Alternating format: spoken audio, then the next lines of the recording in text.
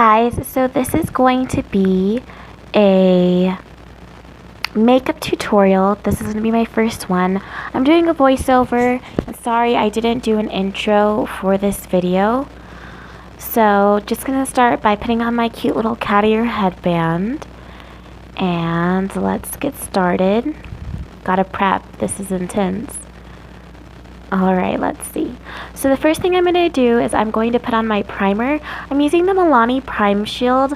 I really like this primer. It smooths out my skin. I have some troubled skin right now. I have some fairly large pores around my nose and like cheek area that's around there that I like to try to fill in.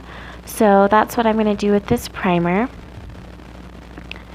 And then next, I'm going to go in with my Mario Badescu Cucumber and Aloe Face Spray. It's just very refreshing, and I feel like it helps lay down my foundation a little better. I'm using the Maybelline Fit Me foundation, and it is the matte and poreless, I believe. I really like this foundation. I like to use it with my Shop Miss A beveled sponge. This sponge is amazing, guys, and it is only $1. So if you are looking for something to put on your foundation with that is super affordable, I highly recommend the Shop Miss A sponges. I have been using them for over a year now, and I love them. This foundation, I'm going to warn you, it's going to look very yellow for a little bit of this video, if not all. The lighting was really off, and I don't know what was going on, but it's pretty full coverage. You can see I really like the finish of it. And next, I'm going to be going in with the Photo Focus Concealer from Wet n Wild. I still haven't formed any good opinions about this concealer.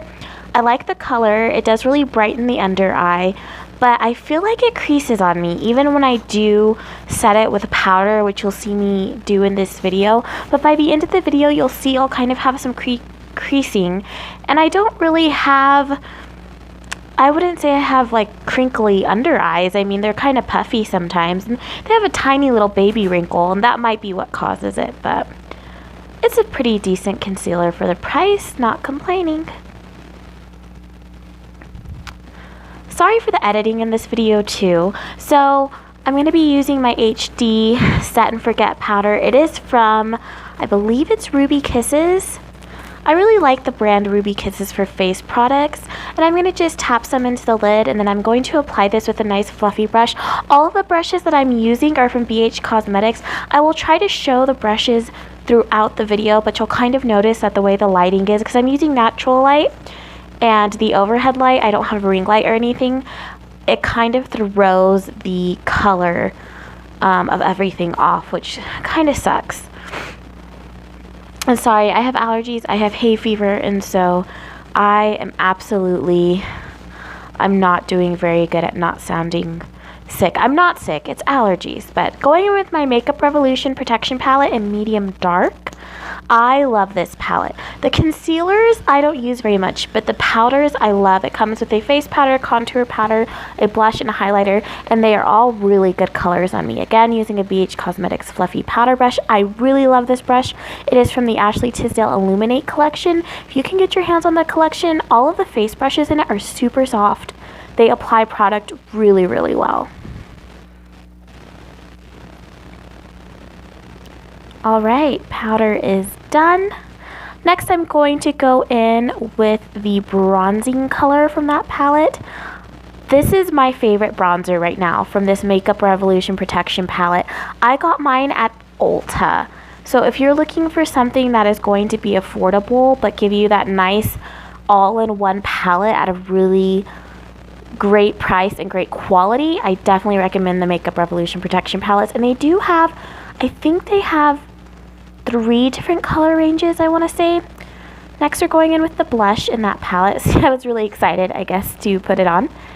And using another BH Cosmetics brush. I'm sorry you guys you can't really see the brushes, the names, the numbers that are on them, but it's just the blush brush that comes in that Ashley Tisdale Illuminate.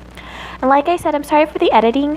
It's whenever the speed changes to me speeding up and putting on makeup, for some reason, it pauses, and I don't know why. I didn't make it do that, it just does it. Next, I'm going in with the highlighter from that palette. I think I'm going to show it at the end of this clip. And this brush that I use, I actually have only ever used it once for highlighter, and then I decided that I liked it better for putting on eyeshadow. So I don't use it anymore to put highlighter on, but it did a pretty good job. But I have a different brush that I use now. That brush that I used on my under eyes, I use for highlighter now. Next, we're moving on to brows. I am using the e.l.f. brow pencil, and I'm not really sure what color it is. I want to say it's natural brown, but I have pretty decent brows already, because I'm hairy and I gotta go get them threaded every once in a while. But I do like to fill them in because they're patchy, let's just put it that way. So filling them in makes me feel a little more confident, and I really do think that the brows frame your face. You want to be careful not to go too heavy. You don't want to look like you have Sharpie brows on. I'm gonna admit I went a little heavier than I normally do. Next, we're going in with the Make Me Brow and Brownie Brows, I believe, from Essence. I really like this brow setting gel. I like that it's tinted. Sometimes I get powder on my brows after I put the brow pencil in, so it's nice to have a tinted brow gel. Next, I'm going in with the Essence eye primer, and it is the I Love Stage eye primer, I believe, because they have two, but I think it's the I Love Stage, and I like it. It keeps my eyeshadow from creasing and just kind of makes it more intense. So here we are going in with the bhcosmetics Modern Neutrals palette, I believe it is called. Guys, I freaking love this palette. This palette it's wonderful. It has some really, really good colors in it. They're all pretty pigmented. Alright, so I just popped a color on that looks like it's kind of a shimmery color. None of these colors have names, so I won't really be able to help you out with the names. I'm just going to talk a little bit about the process of the eyeshadow that I put on. I know I wasn't really showing the brushes very well. My whole thing with eyeshadow is, for every eye shape, there's a different way to apply the shadow so that it makes your eyes look bigger. And I'm half Korean, so my eyes are a little bit more almond shaped, and they tend to be harder to make look bigger, if that makes sense. They're usually very shut, and if I put too much eye makeup on them, they tend to look like they're closed, which people crack jokes and say they already are. They are not. They are open. But I would have to say that what I've learned is to really accentuate my eye shape by being careful where I place the dark colors, by really extending those neutral transition tones out kind of past the edge of my eye, and to kind of create an almond shape with my eyeshadows that goes a little bit above the crease. And I feel like putting the inner corner highlight that you'll see me do in a little bit will definitely open up my eyes a little bit. So the next palette that I'm using here that I just showed, it is the Wet Dry Dual Effect Studio Pro palette from bhcosmetics, and it has some pretty nice colors in it. Now what I've noticed is the colors are not crazy pigmented in this palette like they were in the Modern Neutrals. So I went in and tried it wet. I just used my Mario Badescu spray, and I just went ahead and put that on my lid and kind of wet it, and it really did kind of make it a lot more shimmery, which I really enjoyed. And I really liked the way this makeup looked that day, and I did get several compliments on it. So I definitely think that it gives you the effect that you want. It gives you the shimmer that you want. And I tried not to deepen up my inner corner too much, and you have to be careful. This is an area where you need to be careful with how you shape that outer V, because you can do a really wide open outer V, or you can do a really closed outer V. And I feel like the closed outer V is going to make your eyes look smaller, especially if you have almond shaped eyes. And the whole point of the eyeshadow in this look is to kind of make my lids look a little bigger with that shimmer in the middle. So I have to blend really well to make sure that I am making those shadows seamless. as well as making my eyes look more open and awake. Going back into that same palette, taking some more neutral colors. You know, guys, I'm saying that this is a modern neutrals, and I do not know for sure going back and editing this video, because I'm doing the voiceover for this video, and I filmed this over a week ago. I filmed this video over a week ago, so forgive me if that's the wrong palette. I will put the correct palette name in the description box, because I don't want to like give you guys the wrong information, because I can't remember, because clearly I have the memory span of Dory from Finding Nemo. Anybody get that reference? Press the like button, because yeah, Finding Nemo's the best. Anyway, we're getting sidetracked. Okay, moving on. I'm going to be doing winged liner. I do not feel like any of my eye looks are complete without winged liner. It is a signature for me.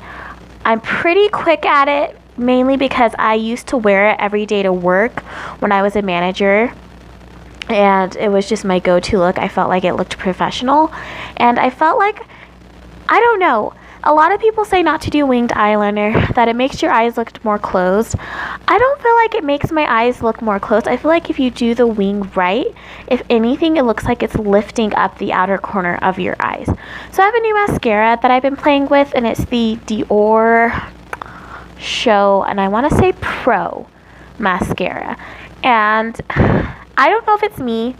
This was a stinking expensive mascara.